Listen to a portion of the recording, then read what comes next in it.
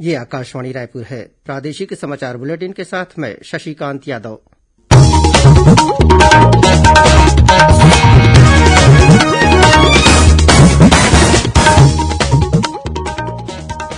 और अब पेश है आज के मुख्य समाचार। प्रधानमंत्री ने छत्तीसगढ़ सहित कोरोना संक्रमण से सबसे अधिक प्रभावित 10 राज्यों के मुख्यमंत्री से बात करते हुए अधिक से अधिक आईसीयू बिस्तर उपलब्ध कराने और अन्य सुविधाएं बढ़ाने पर जोर दिया। कोरोना संक्रमण से निपटने में राज्य सरकार की कथित विफलता के खिलाफ कल छत्तीसगढ़ में भाजपा कार्यकर्ता अपने अपने निवास के बाहर धरना देंगे। राष्ट्रीय पंचायत दिवस के अवसर पर कल 24 अप्रैल को छत्तीसगढ़ को 12 पुरस्कार दिए जाएंगे। और अगले 24 घंटों के दौरान प्रदेश के कुछ स्थानों पर गरज चमक के साथ हल्की बारिश होने की संभावना। 1-2 स्थानों पर आकाशीय बिजली गिरने की भी चेतावनी दी गई।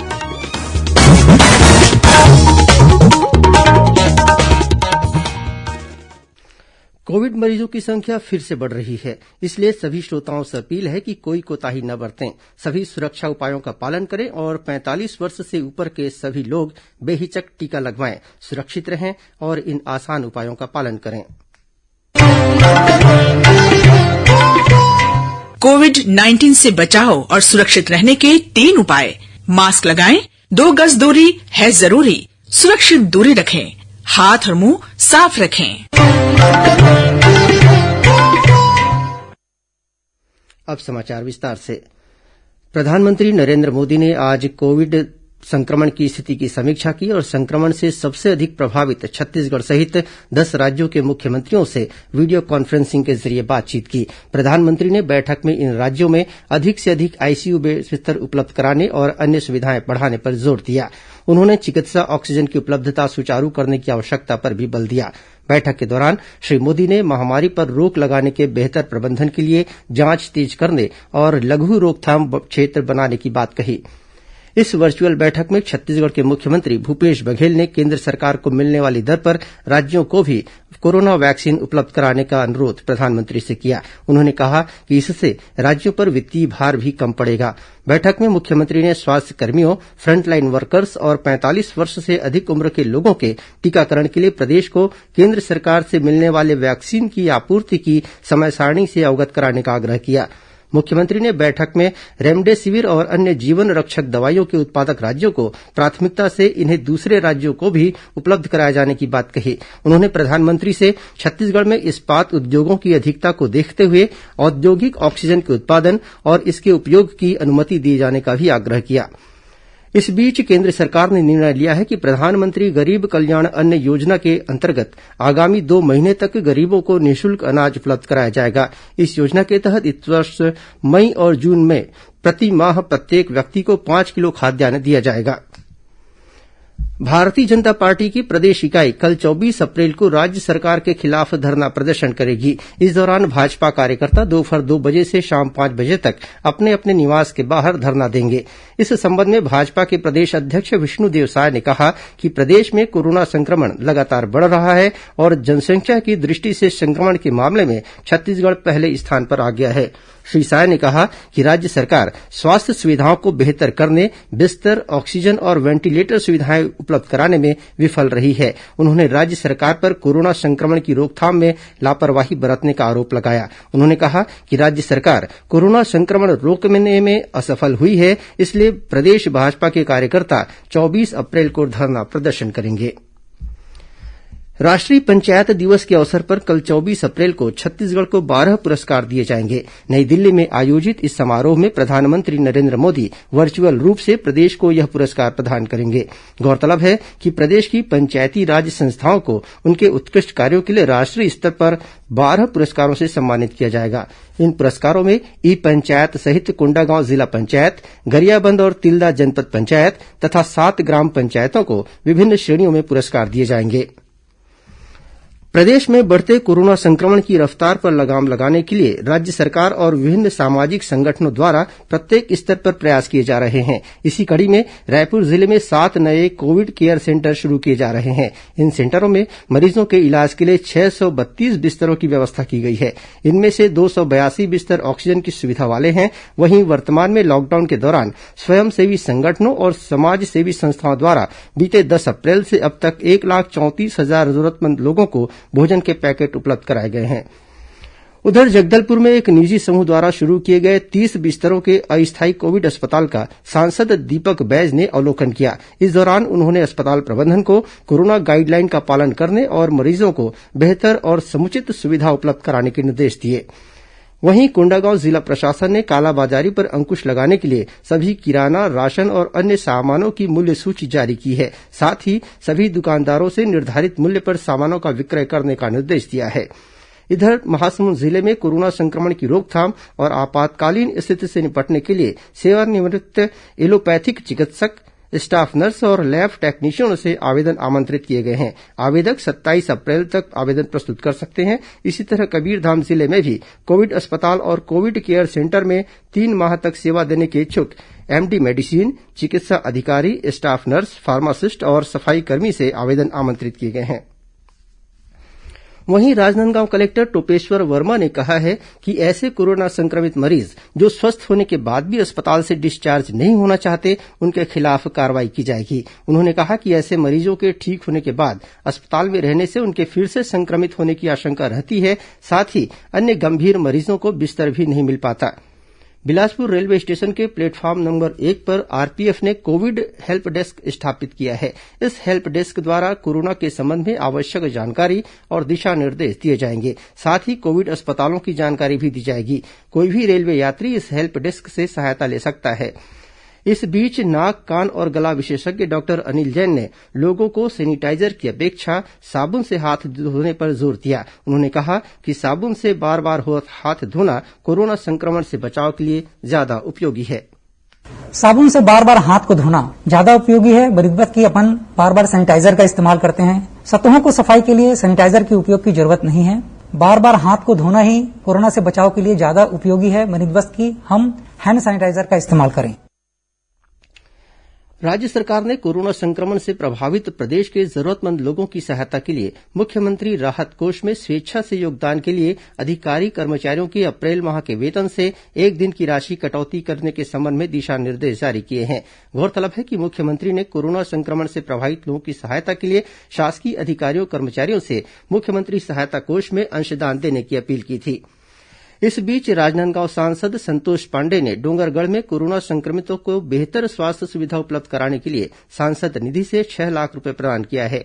वहीं हस्तशिल्प विकास बोर्ड के अध्यक्ष चंदन कश्यप ने मुख्यमंत्री सहायता कोष में 1,11,000 रूपये का सहयोग दिया है। प्रादेशिक समाचार आप आकाशवाणी रायपुर से सुन रहे हैं। छत्तीसगढ़ की खबरों से है आपका वास्ता और खबरों की विश्वसनीयता से है हमारा वास्ता। आकाशवाणी समाचार रायपुर के प्रादेशिक समाचार बुलेटिन के साथ ही हमारे समसामयिक कार्यक्रम आप रेडियो के अलावा अपने मोबाइल पर भी सुन सकते हैं। आकाशवाणी समाचार फेसबुक, ट्विटर और यूट्यूब पर भी उपलब्ध है। हमारा Facebook page Chhattisgarh news on AIR, Twitter handle CGAIR news और हमारा यूट्यूब चैनल है छत्तीसगढ़ AIR न्यूज। तो अब रेडियो के साथ ही आपके मोबाइल के जरिए भी हम पहुंच रहे हैं आप तक। छत्तीसगढ़ की हर खबर के लिए सुनते रहिए आकाशवाणी समाचार। और अब आगे बढ़ते हैं बाकी के समाचारों की ओर। देश में 18 वर्ष से अधिक आयु के सभी लोगों को कोविड टीका लगाने के लिए पंजीकरण 28 अप्रैल से शुरू होगा। पात्र लोग cowin.gov.in पर पंजीयन करा सकते हैं। केंद्रीय स्वास्थ्य मंत्रालय ने कहा है कि 1 मई से तीसरे चरण का टीकाकरण कार्यक्रम शुरू हो जाएगा। इस बीच छत्तीसगढ़ की राज्यपाल अनुसुईया उइके ने आज रायपुर के पंडित जवाहरलाल नेहरू स्मृति चिकित्सा महाविद्यालय के टीकाकरण केन्द्र पहुंचकर कोरोना वैक्सीन का दूसरा डोज लगवाया। राज्यपाल ने प्रदेश के सभी पात्र लोगों से कोरोना टीका लगवाने की अपील की। साथ ही उन्होंने कहा कि वैक्सीन लगवाने से शरीर में रोग प्रतिरोधक क्षमता विकसित होगी, जिससे हमें कोरोना को हराने में मदद मिलेगी। उन्होंने कहा कि कोरोना का टीका लगाने के बाद भी लोग मास्क अवश्य लगाएं और कोरोना से बचाव संबंधी दिशा निर्देशों का पालन करें। इधर बिलासपुर कलेक्टर डॉक्टर सारांश मित्तर की अपील पर ग्रामीण क्षेत्रों में सरपंच, सचिव, मितानिन, आंगनबाड़ी कार्यकर्ता और रोजगार सहायक घर घर जाकर लोगों को कोविड टीकाकरण के लिए प्रेरित कर रहे हैं, जिसके सकारात्मक परिणाम भी सामने आने लगे हैं। जिले में अब तक 3,15,000 से अधिक पात्र लोगों ने कोरोना टीका का पहला और 32,000 से अधिक लोगों ने दूसरा डोज लगवा लिया है। जिले में 226 टीकाकरण केन्द्र बनाए गए हैं। इनमें से 116 ग्रामीण क्षेत्रों में हैं। वहीं मुंगेली जिले के मुख्य चिकित्सा और स्वास्थ्य अधिकारी ने पात्र लोगों से अपने नजदीकी स्वास्थ्य केन्द्र में जाकर कोरोना टीका लगवाने का आग्रह किया है। मुख्यमंत्री भूपेश बघेल ने आज रायपुर में वीडियो कॉन्फ्रेंसिंग के माध्यम से सभी जिला पंचायत अध्यक्षों से राज्य के ग्रामीण इलाकों में कोरोना संक्रमण की स्थिति, इसके नियंत्रण और बचाव के उपायों के बारे में चर्चा की। साथ ही उनसे सुझाव भी मांगे। मुख्यमंत्री ने कहा कि कोरोना संक्रमण की दूसरी लहर ज्यादा घातक है, इसलिए सभी को और ज्यादा सावधानी बरतने की जरूरत है। उन्होंने ग्रामीण क्षेत्रों में कोरोना के प्रारंभिक लक्षण वाले लोगों को स्वास्थ्य विभाग द्वारा अनुशंसित दवाओं का सेवन तत्काल शुरू कराए जाने की भी बात कही। मुख्यमंत्री ने जिला पंचायत अध्यक्षों और ग्रामीण जनप्रतिनिधियों से कोरोना संक्रमण से बचाव के बारे में लोगों को जागरूक करने और समझाइश देने की भी अपील की। श्री बघेल ने ग्रामीण क्षेत्रों में शुद्ध पेयजल की आपूर्ति की व्यवस्था पर पंचायतों को विशेष रूप से ध्यान देने की बात कही। उन्होंने गांवों में स्थापित क्वारेंटाइन सेंटर में मूलभूत सुविधाओं की व्यवस्था सुनिश्चित करने को भी कहा। बैठक में गृहमंत्री ताम्रध्वज साहू ने कोरोना से बचाव के उपायों को लेकर लोगों को जागरूक और टीकाकरण के लिए प्रेरित करने की अपील की। वहीं पंचायत मंत्री टीएस सिंहदेव ने कहा कि राज्य के सभी सामुदायिक स्वास्थ्य केन्द्रों में 10-10 ऑक्सीजन युक्त बिस्तरों की व्यवस्था की जाएगी। उन्होंने जिलों को उनकी आवश्यकता के अनुरूप सीटी स्कैन मशीन और रेमडेसिविर इंजेक्शन की आपूर्ति करने की भी बात कही। श्री सिंहदेव ने अन्य राज्यों से आने वाले श्रमिकों को गांवों में कार्य उपलब्ध कराने के लिए मनरेगा के तहत जॉब कार्ड प्रदान करने के भी निर्देश दिए। प्रदेश के उद्योग और आबकारी मंत्री कवासी लखमा ने राज्य के सभी जिले के विभागीय अधिकारियों के साथ कोरोना संक्रमण से उत्पन्न परिस्थितियों के संबंध में समीक्षा की। उद्योग मंत्री ने वीडियो कॉन्फ्रेंसिंग के जरिये अधिकारियों से प्रदेश के उद्योगों से कोरोना मरीजों के लिए मेडिकल ऑक्सीजन आपूर्ति संबंधी की गई कार्यवाही की जानकारी ली। श्री लखमा ने लॉकडाउन के दौरान शराब की अवैध तस्करी और बिक्री पर रोक लगाने के निर्देश दिए। साथ ही अन्य राज्यों से आने वाली शराब तथा राज्य में बनने वाले अवैध शराब की रोकथाम के लिए कार्रवाई करने को कहा। प्रदेश में कल 16,750 लोगों में कोरोना संक्रमण की पुष्टि हुई है। इसके साथ ही प्रदेश में संक्रमित लोगों की कुल संख्या 6,05,568 हो गई है। वर्तमान में 1,21,500 से अधिक कोरोना मरीजों का इलाज विभिन्न अस्पतालों या होम आइसोलेशन में चल रहा है। कल प्रदेश में कोरोना संक्रमण से 197 लोगों की मृत्यु हुई। वहीं आकाशवाणी केन्द्र रायपुर में पदस्थ अभियांत्रिकी सहायक उत्कर्ष प्रताप सिंह की आज कोरोना संक्रमण से मृत्यु हो गई। वे 39 वर्ष के थे। पिछले कुछ दिनों से उनका इलाज रायपुर के एम्स अस्पताल में चल रहा था। उनके निधन पर आकाशवाणी केन्द्र रायपुर के सभी अधिकारियों और कर्मचारियों ने उन्हें श्रद्धांजलि अर्पित की। कबीरधाम जिले में आंगनबाड़ी कार्यकर्ताओं द्वारा 95,000 हितग्राहियों को पौष्टिक आहार रेडी टू ईट घर घर पहुंचाकर दिया जा रहा है। साथ ही आंगनबाड़ी कार्यकर्ताएं कोरोना संक्रमण को रोकने और टीकाकरण के लिए भी लोगों को प्रेरित कर रही हैं।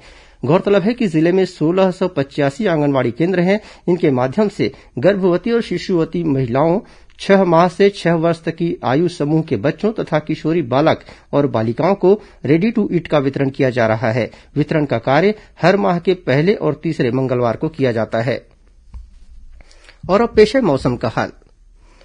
अगले 24 घंटों के दौरान प्रदेश के उत्तर और मध्य भाग में 1-2 स्थानों पर गरज चमक के साथ हल्की बारिश होने अथवा छींटे पड़ने की संभावना है। मौसम विभाग से मिली जानकारी के अनुसार एक चक्रवाती घेरा ओडिशा के दक्षिणी तट पर स्थित है। वहीं बंगाल की खाड़ी से प्रदेश में नमी आ रही है, जिसके कारण 1-2 स्थानों पर बारिश होने के साथ आकाशीय बिजली भी गिर सकती है। अब कुछ अन्य खबरें संक्षिप्त में। महासमुंद जिले के सिंघोड़ा क्षेत्र में ट्रक और कार के बीच हुई टक्कर में 2 लोगों की मौके पर ही मौत हो गई। वहीं इस हादसे में 4 लोगों को गंभीर चोटें आई हैं। कोरबा जिले में बीती रात एतमा नगर रेंज के मड़ई गांव में हाथी के हमले में एक ग्रामीण घायल हो गया। और धमतरी जिले में आईपीएल क्रिकेट मैच में सट्टा खिलाने के आरोप में पुलिस ने एक युवक को गिरफ्तार किया है। इसके पास से 35,000 रूपये नगद, मोबाइल फोन और लाखों रूपये का सट्टा पट्टी बरामद किया गया है। अंत में मुख्य समाचार एक बार फिर। प्रधानमंत्री ने छत्तीसगढ़ सहित कोरोना संक्रमण से सबसे अधिक प्रभावित 10 राज्यों के मुख्यमंत्री से बात करते हुए अधिक से अधिक आईसीयू बिस्तर उपलब्ध कराने और अन्य सुविधाएं बढ़ाने पर जोर दिया। कोरोना संक्रमण से निपटने में राज्य सरकार की कथित विफलता के खिलाफ कल छत्तीसगढ़ में भाजपा कार्यकर्ता अपने अपने निवास के बाहर धरना देंगे। राष्ट्रीय पंचायत दिवस के अवसर पर कल 24 अप्रैल को छत्तीसगढ़ को 12 पुरस्कार दिए जाएंगे। और अगले 24 घंटों के दौरान प्रदेश के कुछ स्थानों पर गरज चमक के साथ हल्की बारिश होने की संभावना। 1-2 स्थानों पर आकाशीय बिजली भी गिरने की चेतावनी दी गई। इसी के साथ प्रादेशिक समाचार बुलेटिन समाप्त हुआ। नमस्कार।